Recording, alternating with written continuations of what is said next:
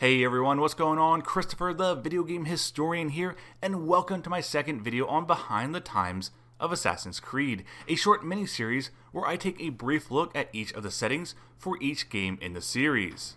My first video, I took a look at the Peloponnesian War of Assassin's Creed Odyssey and the Ptolemaic period of Assassin's Creed Origins, and this week I'm taking a look at medieval England with the Great Heathen Army's invasion in Assassin's Creed Valhalla and the Third Crusade of Assassin's Creed 1. So, let's begin. After leaving Egypt, the next game in the series timeline is Assassin's Creed Valhalla, which takes place in 873 CE. At this time, Eivor the Wolf-Kissed and the Raven clan have traveled to England to make a new life for themselves, away from King Harold of Norway, all the while helping out other Norse clans throughout the island, in their goal of conquering England. Now, Valhalla is set during the final year of the Great Heathen Army's raid and conquering of England, something that had been ongoing for the past decade. Now, while Viking raids in England were nothing new by the late 9th century, they were largely uncoordinated attacks that saw little gain. Monasteries and priories were often targeted for their wealth, and these early raids really did nothing to change the power dynamics in England. The invasion of the Great Heathen Army changed all that when they invaded England in 865. Now, the invasion would be led by the three sons of Ragnar Lothbrok, Eivor the Boneless, Halfdan Ragnarsson, and Ubba, with a force of around 3,000 Vikings initially landing on the Isle of Thanet in Kent, rampaging the land and moving north towards East Anglia. Once arriving in East Anglia, the people there sought no trouble with the Vikings and instead offered them horses to aid in their invasion. Now, unfortunately, this is where things begin to blur between the historical record and legend, as Norse sagas and the historical record tend to contradict one another. Even the reason for the invasion is often debated, as according to the Norse sagas, the sons of Ragnar Lothbrok led the invasion in order to avenge their father's death. How much of that is true is honestly up for debate. What we do know, however, is that by 867, the Heathen army moved their way north, capturing the modern-day city of York, otherwise known as Jorvik at the time, and installing a puppet leader that would do the bidding of the Vikings. Once conquered, the army moved south again towards East Anglia, and then over to Wessex, clashing with King Altair's forces and continuing to fight into 872. Until their attention was drawn once again north to Northumbria, where a revolt threatened the power of their leadership up there. After dealing with the situation, the Vikings returned once again to Repton in Mercia, and this is where we're at when Eivor and the Raven clan enter England in Assassin's Creed Valhalla. By this time in 873, the Great Heathen Army had split, with Halfdan Ragnarsson taking half the army to Northumbria to deal with the Picts and to raid Scotland, while the other half of the army ventured towards the south and led by Guthrum. While Northumbria was divided up among Halfdan's men, where they had established farms, Guthrum's men in the south would be defeated by Wessex at the Battle of Edington.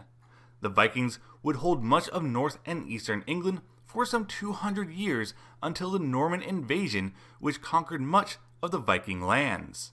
Despite their defeat some 200 years later, the Vikings left a large influence on England and Ireland that can still be seen today. Many cities in Ireland, such as Dublin, Cork, Limerick, and Wexford, all start out as Viking settlements. In fact, Dublin would be founded in 841 AD and named after the lake in which they moored their boats. They would hold on to the city until 1014, when King Brian Boru defeated them at the Battle of Clontarf. Other influences the Vikings had on England was actually their language. As Saxon and Norse lived together, their languages began to mix, and the Old Norse language would have a considerable influence on the development of modern English. This can be seen in town names like Grimsby, where the suffix "by" means homestead or village in the Scandinavian language. Now, just like with everything, there is more to the Great Heathen Army, their exploits and accomplishments, as well as their leaders, than what I have briefly covered. They fell such kings as King Burgred of Mercia, who actually exiled himself from Mercia to Rome, battled King Roderi's forces, and went to war with Alfred and Wessex, as we experienced in-game. The Vikings, through their sagas, became warriors of legend and some of the greatest warriors in history that it's impossible to cover everything in a few short minutes. If you want to learn more, I do have my sources in the description for you to check out, and with that, let's move on to the next game in the timeline, Assassin's Creed. Assassin's Creed is the game that started it all, with the story of redemption of Altair ibn La'ahad during the Third Crusade in the Holy Land in 1191. During the events of Assassin's Creed, Altair must redeem himself for breaking the tenets of the Creed and hunt down 9 Templar leaders throughout Acre, Damascus, and Jerusalem. As he's searching for these leaders, the events of the Third Crusade are going on in the background, and even in the cities, we can hear and see the devastation of the effects that the war is having throughout the Holy Land. Now, the Crusades themselves are a complex series of religious wars initiated by the Roman Church to free the Holy Land of Islamic rule. Between 1095 and 1291, there were a total of 9 crusades within the Holy Land alone, and more if you count the crusades after 1291, the Northern Crusades, the Crusades against the Ottomans and heretics, the Popular Crusades, and the Reconquista, which, if you put all these together, you have crusades spanning from 1063 with the Crusade of Barbastro to 1481 with the Turkish Crusade. Now, the purpose of this segment is strictly the Third Crusade, which is taking place during the events of the first Assassin's Creed game. This crusade lasted from May of 1189 to September 1192, and was in response to Saladin's capture of Jerusalem in 1187. When Jerusalem was captured, Pope Gregory VIII called upon a new crusade to reclaim the city, saying that its capture was punishment by God for the sins of Christians all across Europe.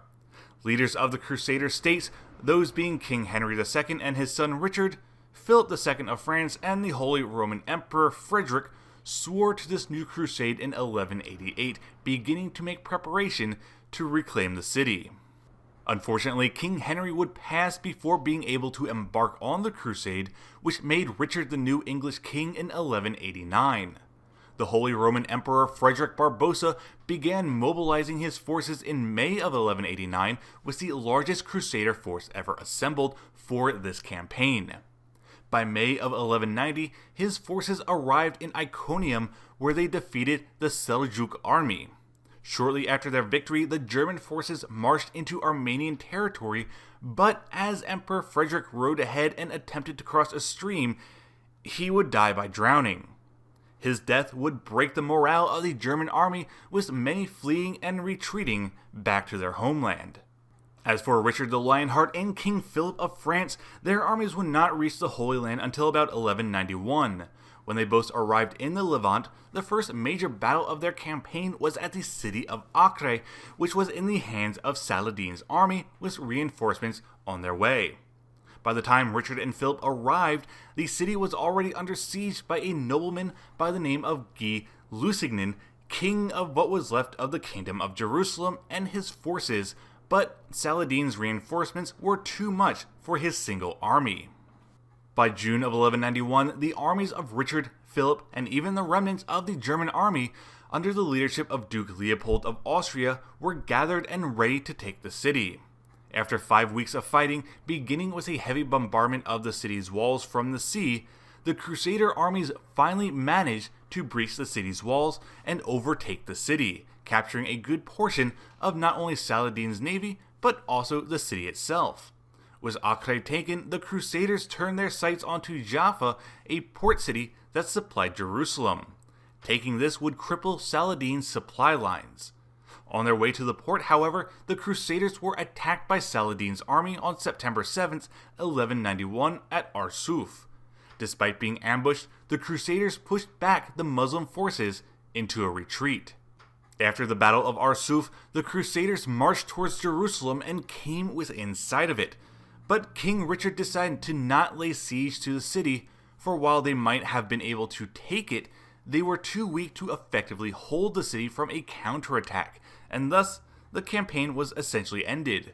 Over the next year, the Crusaders would once again come within sight of Jerusalem, but never attacked it for the same reasons. The campaign between the Crusaders and the Arabs was now at a stalemate, and Richard the Lionheart had no choice but to bargain for peace in 1192. While Jerusalem would never be captured by the Crusaders, the peace treaty did allow for safe pilgrimage of Christians into the Holy City. And with that pretty much wraps up this week's video on Behind the Times with what was happening during Assassin's Creed and Assassin's Creed Valhalla. I hope you enjoyed this video, and if so, please leave a like and subscribe to my channel if you haven't already done so. Also, let me know your thoughts in the comments below, especially if there's any point you want me to dive deeper into with these time periods. I promise that I will have another video up next week focusing on everyone's favorite assassin, Ezio Auditore da Firenze, with a look at the Italian Renaissance and the Ottoman Civil War from Assassin's Creed 2, Brotherhood, and Revelations. Hope to see you then.